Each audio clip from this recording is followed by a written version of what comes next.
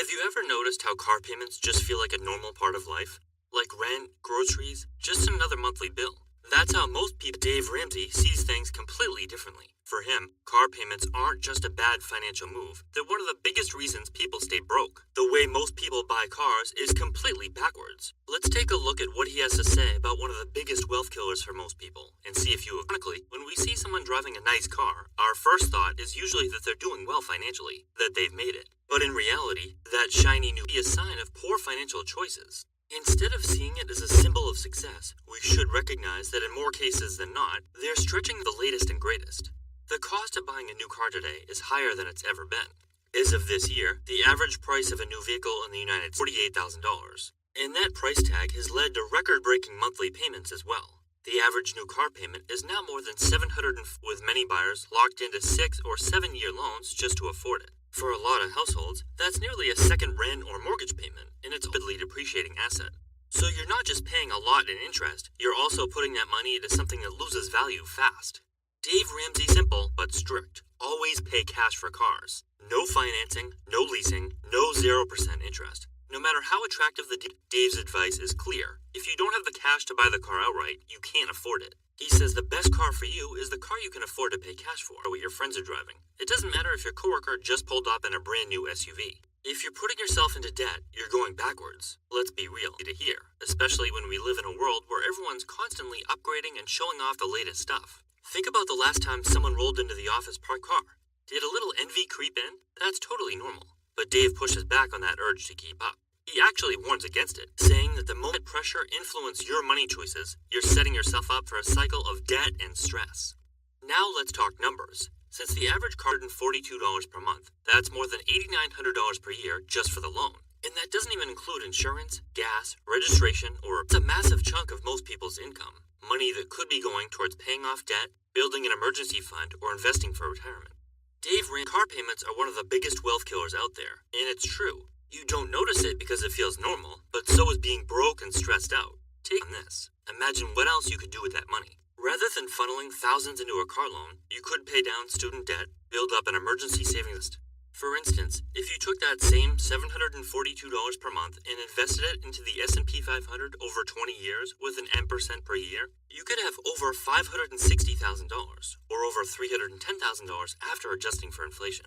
And then there's everyone off guard. The total value of all vehicles in your household shouldn't exceed more than half your annual income. That's not each car, that's all or any vehicle with an engine, including boats, ATVs, motorcycles, and whatever else. So if your household income is $70,000, vehicle value should be $35,000 or less.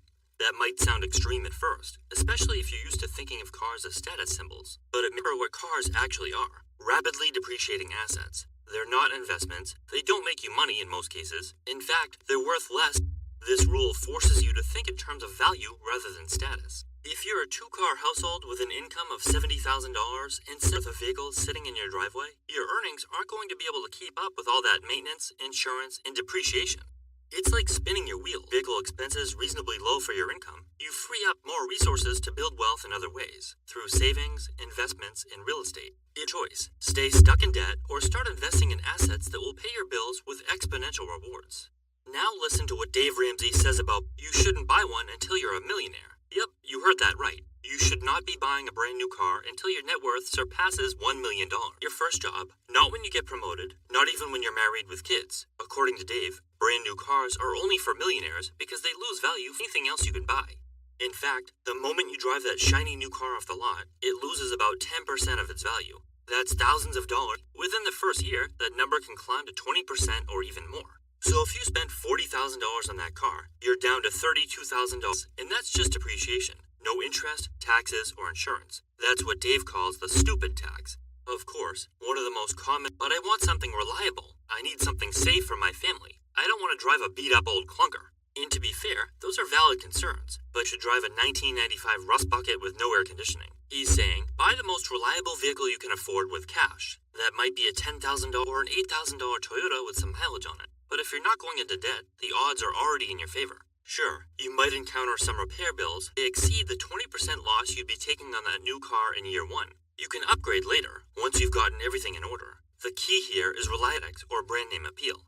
When you drive a paid-off car, you can direct your energy toward building wealth, rather than watching your car's value plummet. Plus, paying off a car loan, you're already way ahead. That's money in your pocket or into compounding investments that will help pay for your new car in a few years. Imagine if paying $700 per month for a car loan, you drive a reliable used car and invest that $700 instead. Over 5 years returns, you'd have nearly $50,000.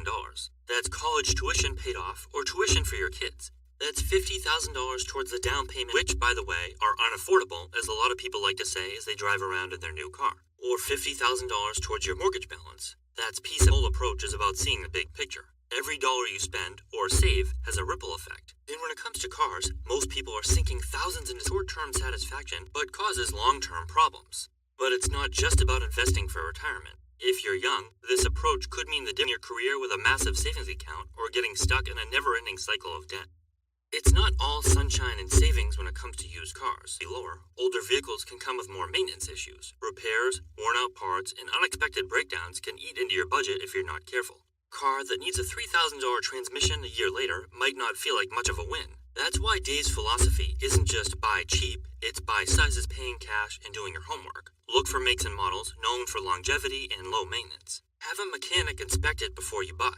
And done, you're going to need to pay a little more to keep it maintained, but you won't be paying interest, a ton of sales tax, major depreciation, and high insurance. You're still going to be far ahead of where you'd be with years of astronomical car payments. It's all about striking the balance between cost and reliability. Here is what we've come to see as normal. In today's world, having a car loan feels like just another line item on the budget. But Dave Ramsey says that way is really what keeps people stuck.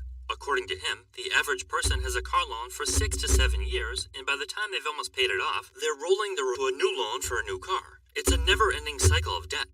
You're always paying interest, you're always underwater, and meanwhile, your car is losing value. And if you're married, chances are you're dealing with 2 cars, not just one, so you can double those numbers. Dave Ramsey's entire philosophy boils down: cars are a tool, not a status symbol. You drive them to get from point A to point B. They shouldn't be eating up a major portion of your income. They shouldn't keep you goals, and they definitely shouldn't come with interest payments. Now, let's be honest. Dave's advice isn't trendy, it's not flashy, it's not the kind of thing that's driving $80,000 cars. But it's real, it's grounded, and it makes sense. And for a lot of people, it's exactly the wake-up call they need. Because once they're under control, everything else starts to feel a little easier. And driving a paid-off car, even if it's not your dream vehicle, is a powerful step, maybe even a step in that direction.